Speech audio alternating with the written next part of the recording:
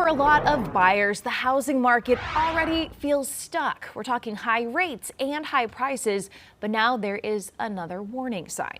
Homebuilder confidence just fell for the second straight month, raising concerns about how many new homes will actually be built this year. All right, we want to bring in our chief business correspondent, Taylor Young. Taylor, what exactly does this tell us, and why should buyers care about this? Yeah, so this is essentially like a pulse check from the people actually building our homes. And this is an important metric to kind of follow because, think about it, we are in a housing market right now where demand is really outpacing supply, aka there's not enough homes out there. So you want to see that confidence among home builders kind of high, but that's really not what we're seeing right now. The last reading shows that builders are feeling more cautious right now, and their main reason for that is affordability for home buyers. So we know that there are buyers out there that want to get into a home, to buy a new home, but they're just being priced out. And when home builders kind of see that hesitancy, they tend to build less homes, because why are you going to build more homes if people are not going to move into them and buy them? So that's what we're seeing. And unfortunately, it's kind of contributing to this cycle that we're in, right?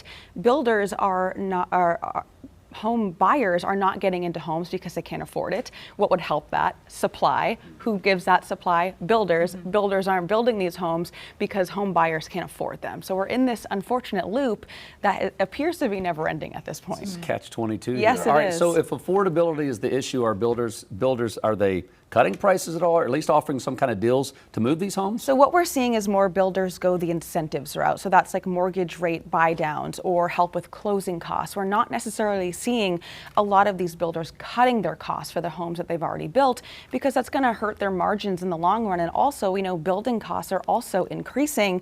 So yeah, we're kind of seeing more of these home builders go the incentive route, really to try to help people with more manageable monthly mortgages. But if people can't still afford to get in there, that's really not going to do too much to help. All right, so is this a red flag for the overall housing market, or just a little slowdown here? So this is more of a cooling signal, right? Because demand has not disappeared. We still know millions of people want to get into homes. They have been sitting on the sidelines for what appears to be years now.